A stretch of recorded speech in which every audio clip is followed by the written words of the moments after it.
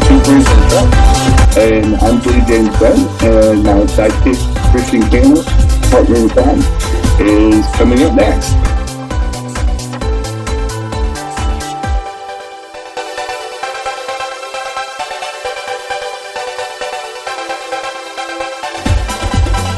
Hey everyone, I'm Jim's sidekick. Welcome to Two Queers in a Truck. Hi y'all. See you soon.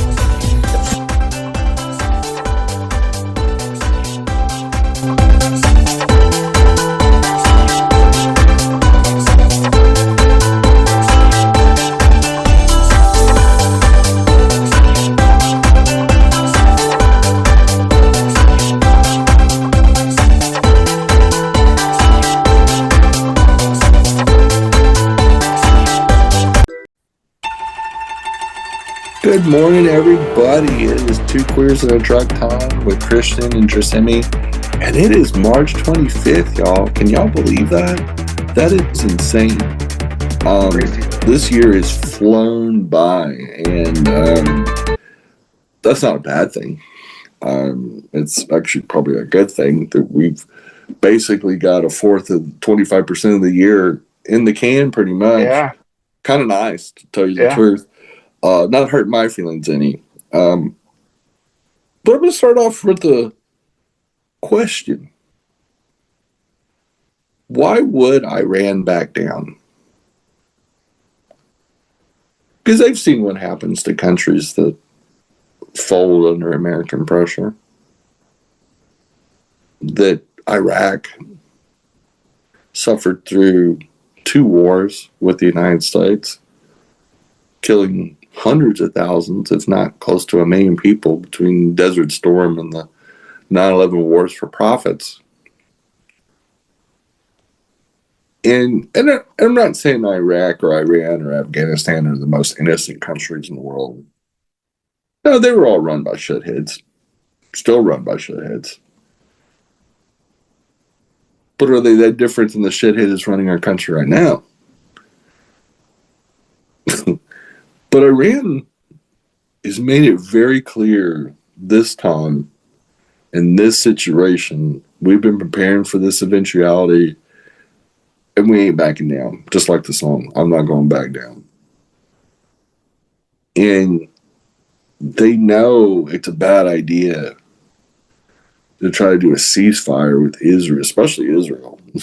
Israel's not kept a ceasefire in its fucking history. I mean, like, just ask a member of Hamas, like, if there's any left, what a ceasefire means to Israel.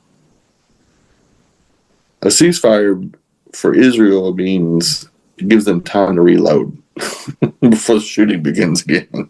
That's all that means to Israel. And it's not really any different than the United States. Let's just be real. Israel and the United States suffer from the same disease. Extreme arrogance and religious zealotry, which has blinded them to the reality of just being a good neighbor. And Iran realizes this. Iran realizes they may not win this thing, but they can make Israel and the United States really suffer, especially economically.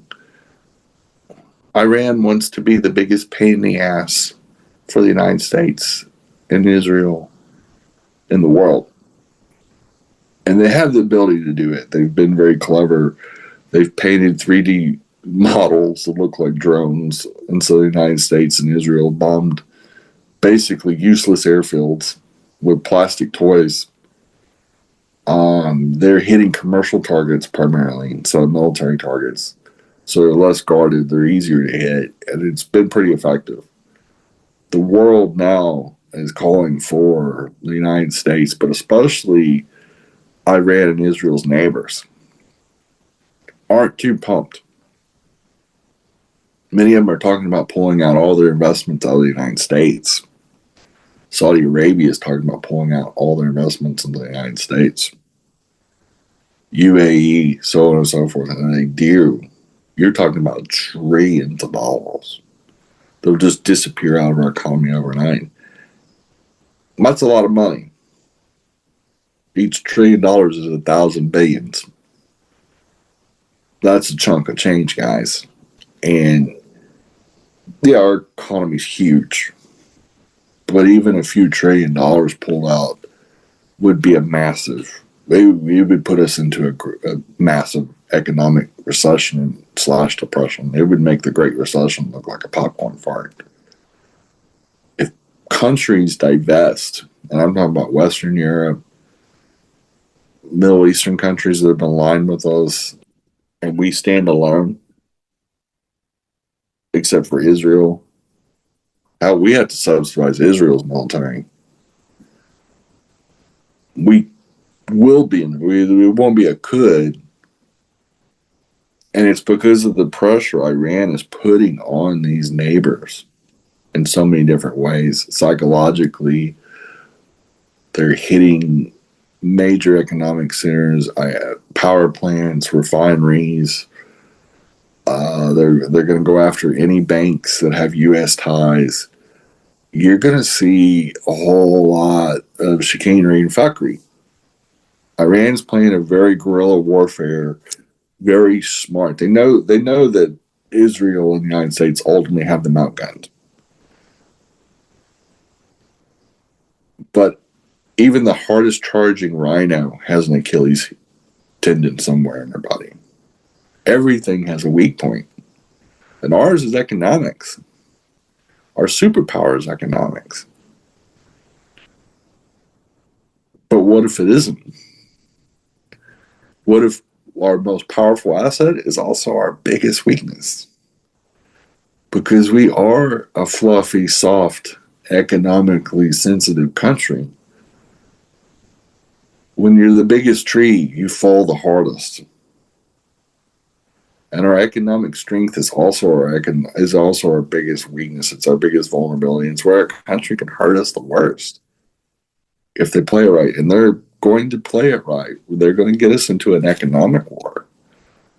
And they're going to isolate us in many different ways that is starting to come out to fruition. Countries are going, hey, this isn't smart. Why are you doing this? Why are we fucking with Iran when we all know they don't have nuclear weapons? And the invading Iran is going to be hotly contested.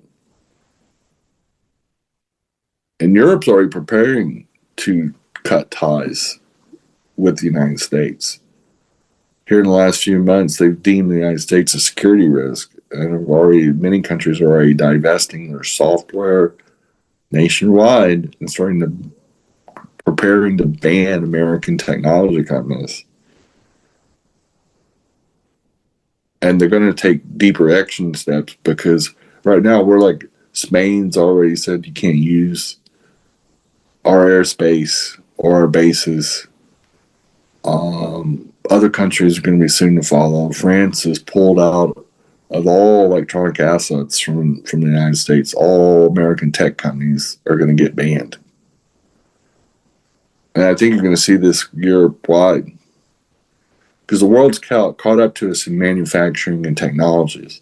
We're not the best in the world anymore. We're not the only option. The best electric vehicles in the world are not made in America. They're made by China. A Chinese EV is 10 times better than a Tesla. And a fraction of the price. It's actually a hell of a deal. And it's going to get sold around the world whether we let them into the United States or not. And eventually there'll be pressure.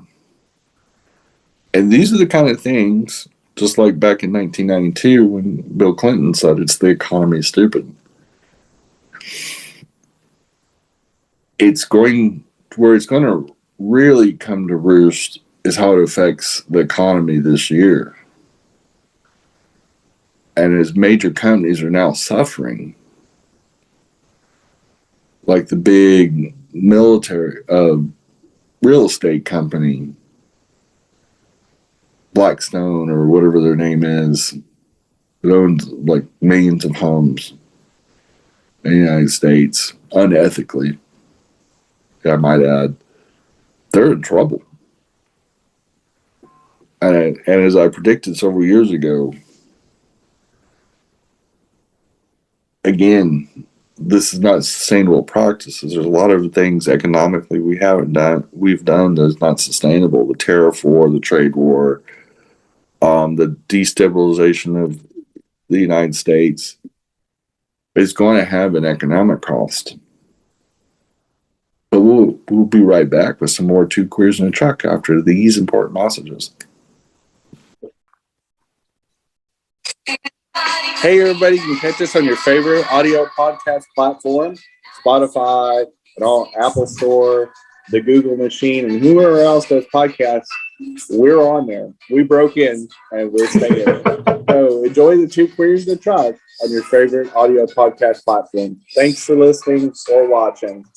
Bye, boo. Happy Pride.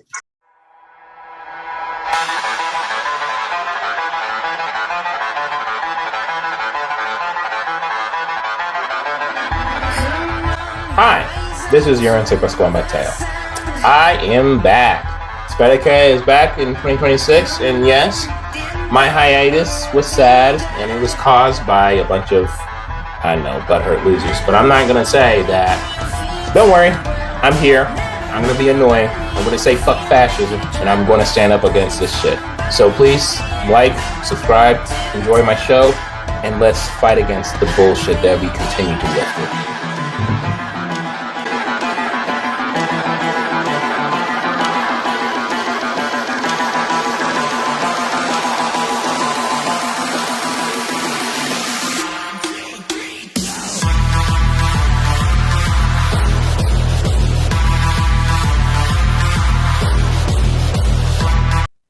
Hey y'all, thanks for listening to Two Queers in a Truck. And we do broadcast on YouTube and Facebook in a video version. And we're also on all the audio platforms out there. So your favorite way to listen to your podcast. We've been doing this for a couple years and we appreciate y'all listening. We know you have a ton of choices, even though we may be the best choice. We always appreciate our listeners and we'll try to bring you quality in the future. Thanks for listening. As always, Christian and Jenny, we're out. Thank y'all.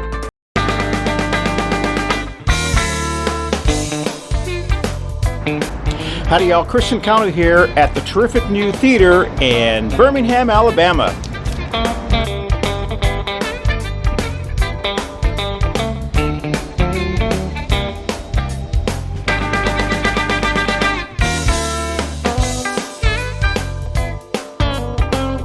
My name is Tamara DeBolt. I'm the executive director of Terrific New Theater, the theater in which this glorious world premiere is taking place.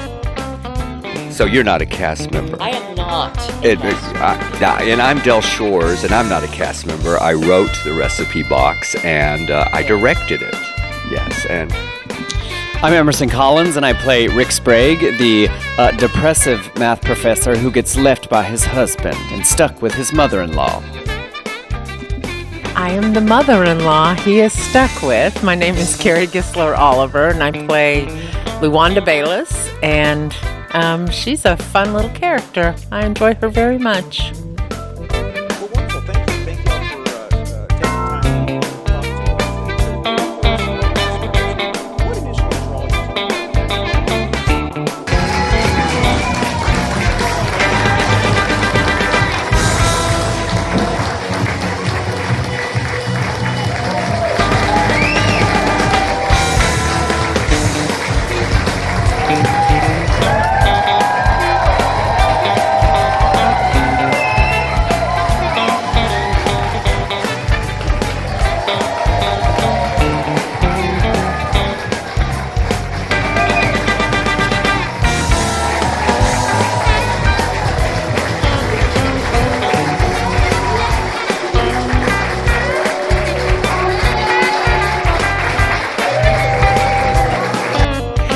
And for me, I sort of love this idea of a man who wants to do okay in life, but has a significant childhood trauma that sort of overwhelms him into adulthood, and what that does to the relationships with the other characters and people in his life. And I find that really fascinating. We're all broken for various different reasons, and the particular things that he is stuck in that he can't get past, and how it impacts his relationships, and what it means to work through that and build a new relationship and sort of rediscover yourself was a really exciting sort of cliff to jump off of into this really great play.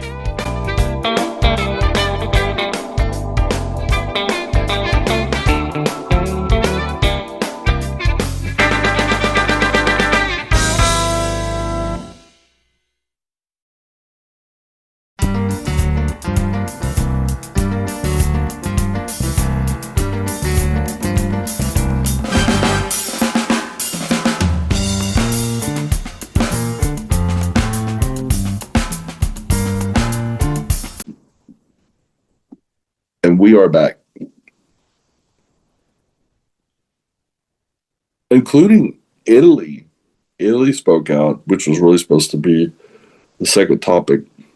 Italy spoke out. The Prime Minister of Italy said the U.S. and Israel have broken international law with Iran.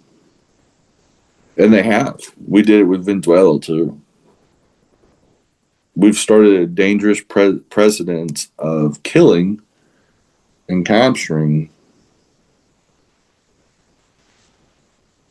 presidents like Maduro and the Ayatollah in Iran. I don't think, number one, that's legal, but number two, we had no reason to attack or invade either one of those countries. And I think we're going to see consequence from that. And this week, speaking of consequences, today, which will be later on when this airs, Epstein's accountant is supposed to testify. And get this guy's name is Richard Kahn, but Kahn like Kahn. This guy's name is Dick Kahn. I almost think this name's got to be made up. Epstein had a fucking accountant named Dick Kahn. Is he going to have like a faded out face? Yeah, the voice is going to be digitalized. But the fade out or the blur is going to be shaped like a dickhead, you know. I mean, first of all, the name Dick Kahn should be Trump's name anyway, Don Kahn. But it just, how in the hell? The Epstein case keeps getting weirder and weirder. And grosser and grosser. I mean, some of the stuff I don't even want to repeat, and I don't even want to fucking give it life. It's the files as they're being leaked and read off. Like, there's so much there. We could spend the next 20 years just talking about what's in the Epstein files. Like, it's horrific. There's like 3 million emails, and it's brutal. But I just had to talk about that because when I saw what the guy's name was, I was like, you gotta be fucking kidding me. Like, how in the hell did he find an accountant named Dick Kahn, Richard Kahn? Like, come on, get out of here with that. It's Epstein was a twisted, sick son of a bitch. And just a disgusting human being. That, however, he actually died, which that's also being investigated.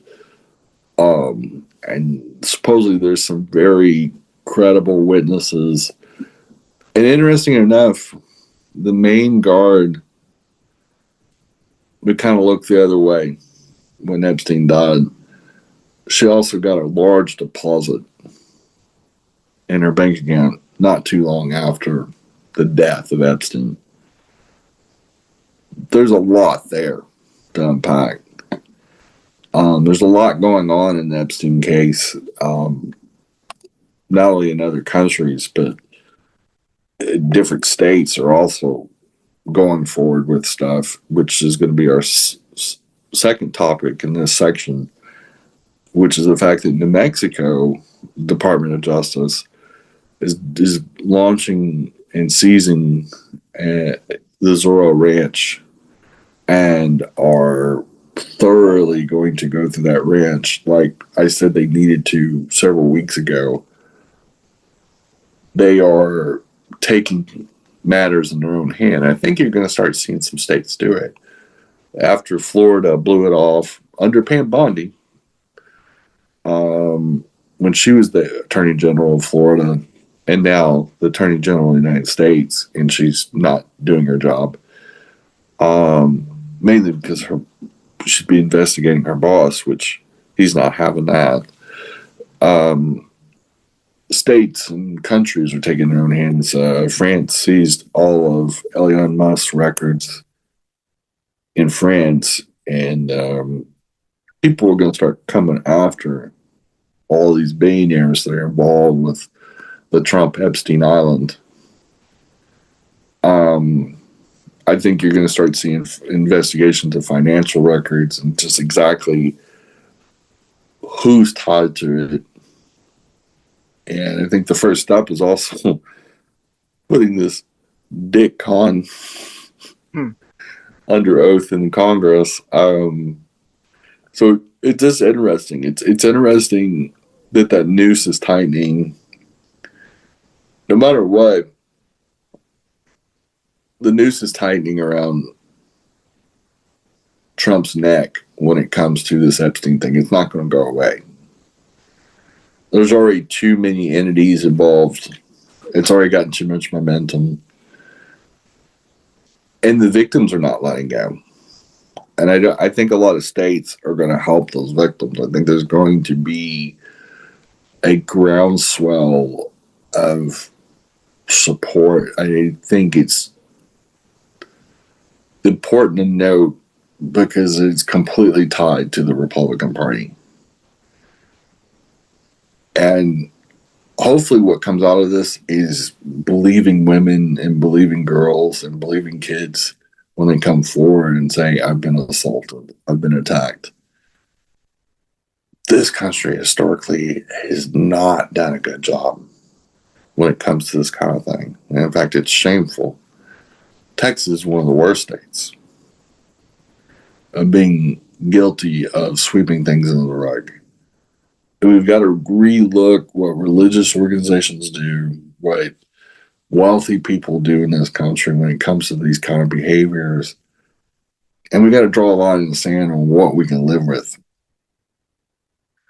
and what we allow them to create new narratives.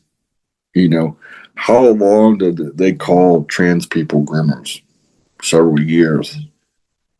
When the people pointing the finger were the people guilty of this shit. A lot of this came out of Florida, which incidentally was also probably coming from Pam Bondi as she swept the Epstein thing under the rug.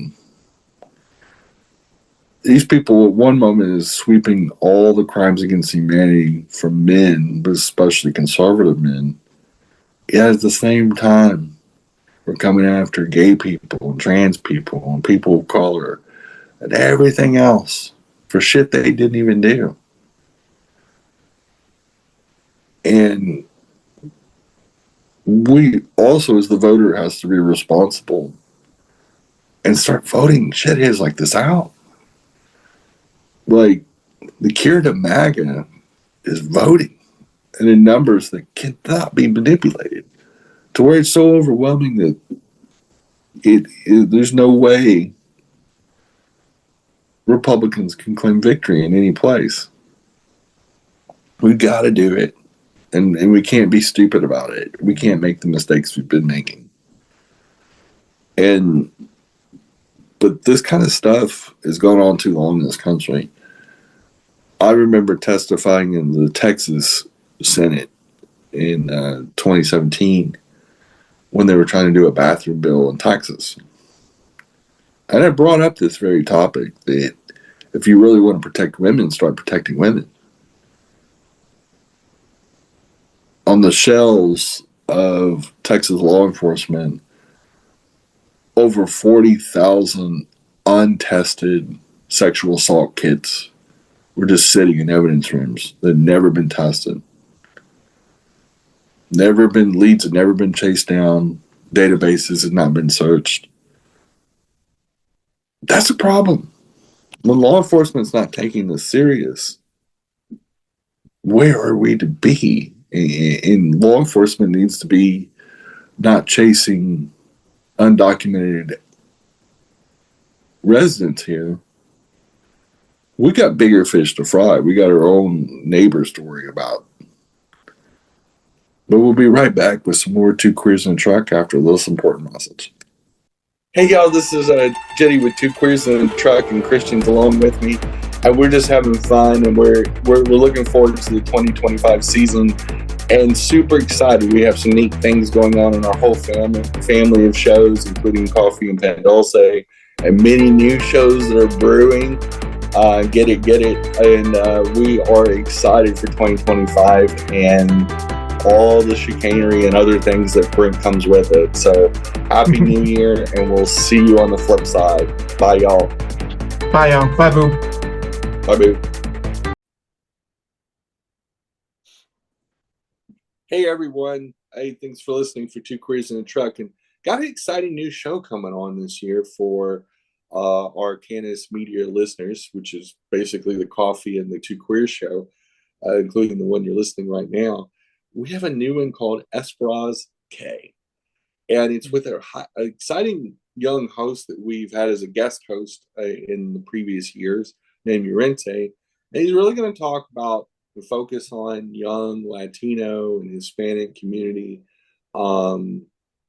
issues and challenges that come with being young and being Hispanic in America. And honestly, there's a lot of interesting topics. And of course, he has a perspective of a Gen Z person, which is way different than Christian and I. We're on the opposite end of life.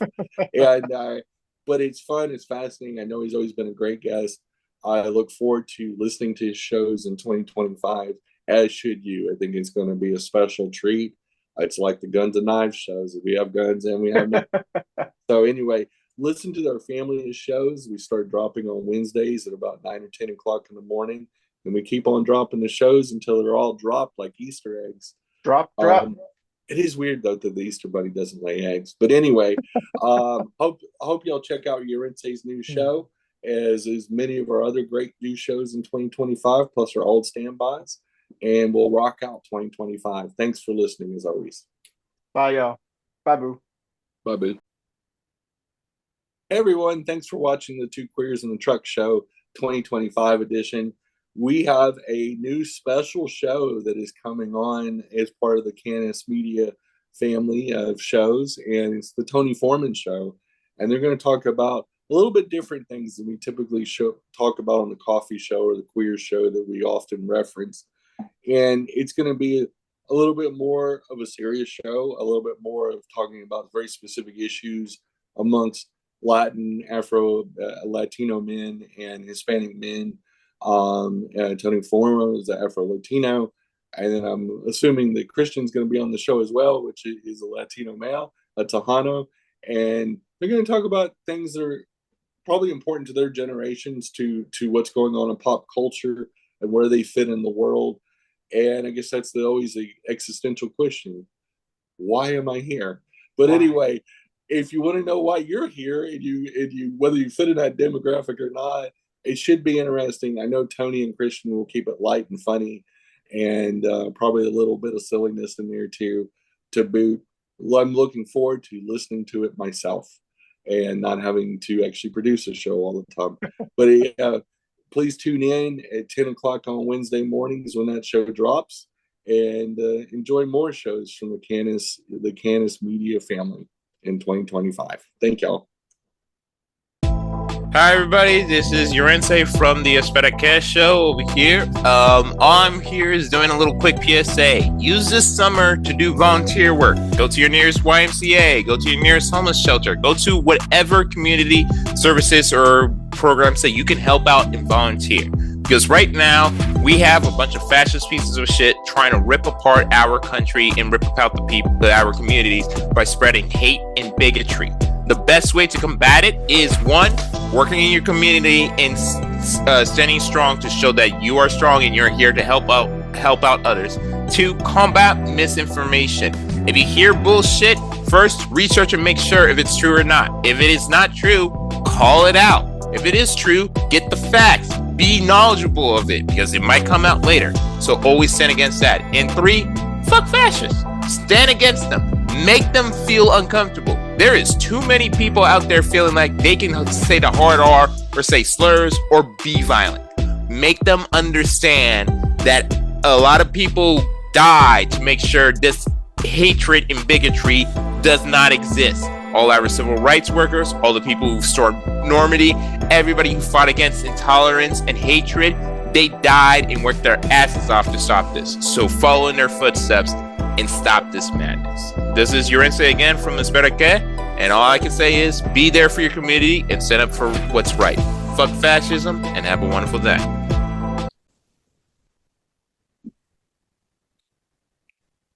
We also in this country need to hold religious organizations accountable. There needs to be an accountability economically and in so many different ways. Religious orgs need to be treated just like any other business. And there needs to be some accountability. Not so much with the taxes. I don't care about the taxes nearly as much as I care about accountability, what religious freedom really means. Does religious freedom mean you just get to be a dick and a bigot? It is funny.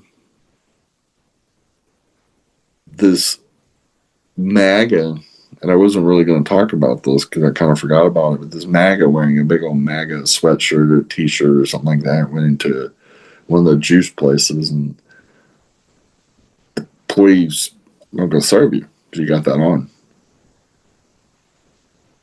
And it raised a big stink. It got the employee fired. But it's also a lot of people were coming for that MAGA. But it's funny how y'all can refuse a gay couple a wedding cake. But it's a big deal if a person stands on their values and refuses to serve a MAGA asshole coming into a Jewish place. One, it's surprising because I figured most MAGAs are eating pork rind and drinking cold beer. I didn't think they actually went into healthy places. you know, most of them are toothless, overweight, goofy-looking bastards. Like that fat slob that was in one of those pizza places where she started ragging on some Puerto Rican people. I saw that. And the pizza employees stood up for the guests and threw the fat MAGA out. And one, she ought to be going to that juicing place, mixing a salad or two. So the last thing that bitch needed to be eating was pizza. Like, fuck, her arms, the fat on her arms were bigger than my thighs, and I have pretty big thighs. Like, when she's waving, her arm keeps moving for another 5 minutes. Why do you think it's always people like that? Obviously, they have no self-awareness. Yeah. Well, I think it comes down to the same reason why the closeted gay men of MAGA are so anti-LGBT. Okay. Is the same reason why they're still hating morbid. Yeah, I mean, they know themselves, you know, which is sad, and they should get some help. But they live in a fantasy world because the world they've created is so bad for themselves too. This is the thing. Closeted gay men, which the majority of closeted gay men in the United States are conservatives. Yep. Because they've created such a homophobic world in the United States, in most of the country, especially in red states, that they and their social circles can't come out. Even though most people know when they're around a closeted person. Because you hear how they talk about women, for one thing. And two, you can just tell. I mean, you can look at Lindsey Graham, and there's no way Lindsey Graham's straight. Nobody cares that he's gay. Truly, nobody cares. But Lindsey Graham is part of a political movement that has been being gay wrong on some level, which is the stupidest fucking thing ever, because we all know that a ton of Republican men love the sausage section in the grocery store. Mm-hmm. That most of them skip Taco Tuesday, especially in their selection of adult films, according to Pornhub's surveys. And Some say, allegedly. But many of us have lived in the closet many times, as a kid, as an adult. But at some point in our lives, I can only speak for myself, I had to be who I needed to be. Yeah. And not just in private. As the closets are not a place to live in. They're a place for you to hang your clothes, put your stinky shoes in, stuff like that. The real topic that I wrote for this section was, did gas prices really matter? Because for 4 years under Biden, fuck, you would think gas prices were so high that nobody could put gas in their fucking cars. And now under Trump, especially since this Iran war started, boy, you don't even hear about it. That just freaking evaporated as fast as the no new war pledge disappeared. Man, you see MAGA bots all over Facebook talking about how dangerous Iran is and blah, blah, blah. Just justify. And I'm like, boy, you guys have really developed a case of amnesia. You deranged bastards.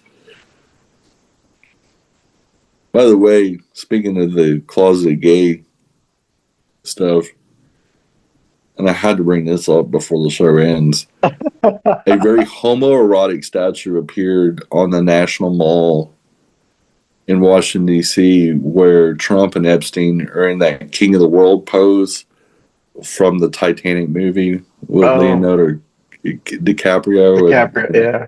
And I think it's Kate Winslet. Kate, yeah. And but they got Trump in the back and Epstein in the front, and Trump's arms are like spread out, and it is, but it's those two men.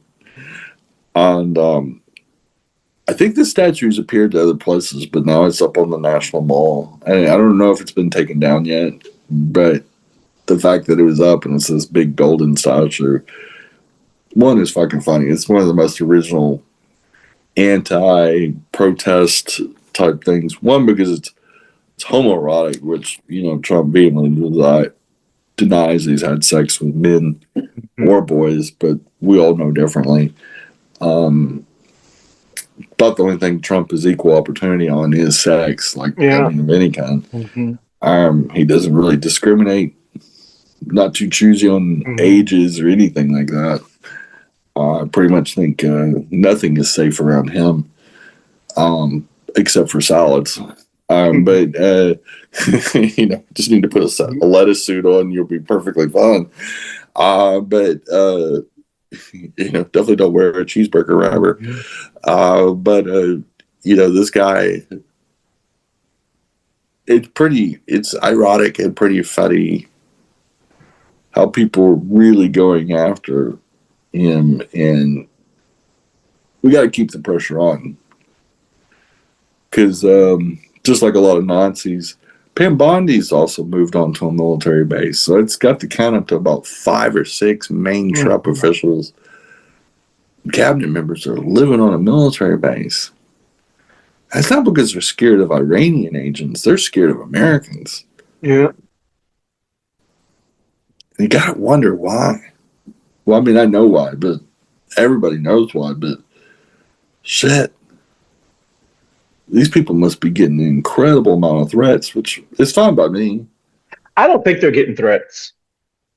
Or I think they just like the exclusiveness. They want to be important, and I think they like this living like they are Trumpish, kind of, isolated, and they just like that.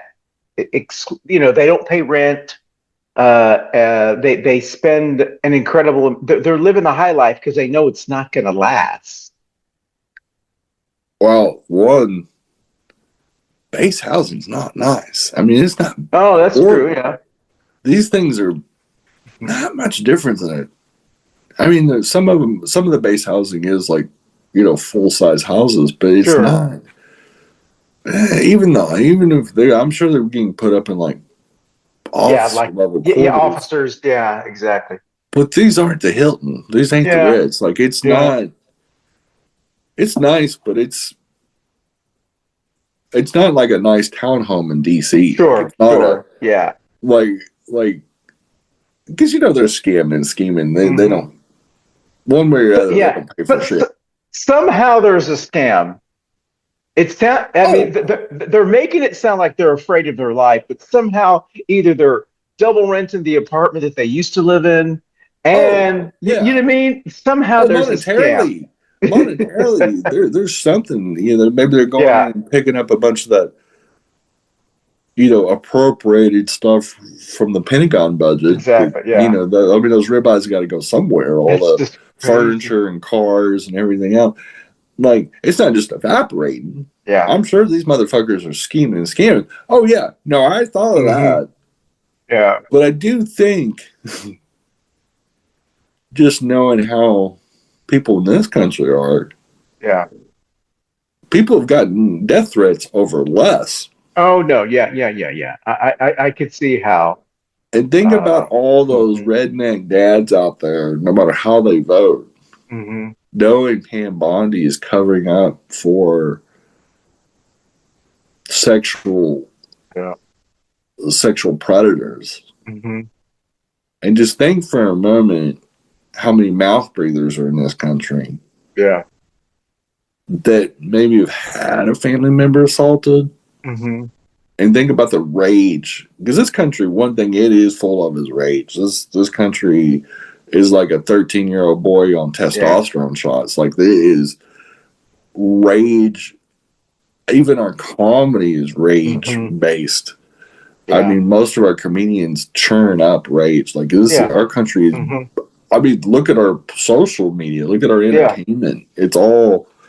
How do you churn rage? It's not... Exactly. Yeah. They don't sell love stories. Mm-hmm. We sell mostly rage and media and everything. Look at what we consume as a people. Yeah. And think about how we get off on even wars. I remember 9/11 when every American was flag waving there for a while and we were singing God Bless America on the steps of Congress. We are built for rage. Mm-hmm. Yeah, that's a good point. And I'm sure I do believe they're getting the threats. Yeah. Now, are they being big old dramatic queens? Yeah. Probably, because, fat ass Trump is out there playing golf. Like, it's like nobody's mad at him. Like, that motherfucker's there 3 or 4 days a week, sometimes 5 days a week now. Like, he's got a White House set up in Mar-a-Lago. Like, this guy almost never is in D.C. anymore. He didn't.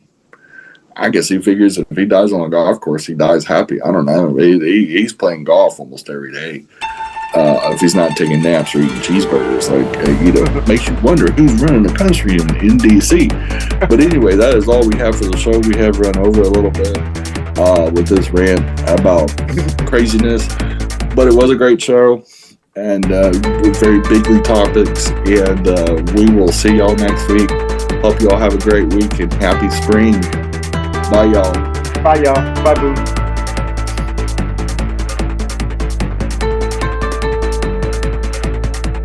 Hey, y'all. Thanks for watching Two Queers in a Truck. And it is springtime. It's officially springtime. It's March 25th. And most importantly, we should do some spring cleaning in this country. If you haven't voted already in your state's primary because it hasn't come up yet, make sure you do so. And And make sure we set up the year for success by getting all your friends and family registered and motivated to vote this November so we can do a fall cleanout of Congress. And any other local officials and state officials that you dub unworthy. Which, if they're a Republican, they've been covering for pedophiles and a lot of other crookedness. If you don't like what you see, the best way to protest it is vote. That's your number one weapon against dictators. Think about that for a second. Let that marinate in your head and do the right thing. And we'll see you next week with some April shows. Wow. And we're already in April. But we always, as always, if you guys weren't listening and watching this, Christian and I'd just be talking to ourselves. So we appreciate y'all very much. Thanks for hanging in there all these years. And we got better things coming soon. So we'll see you next week. Bye, y'all. Bye, boo. Bye, y'all. Bye, boo.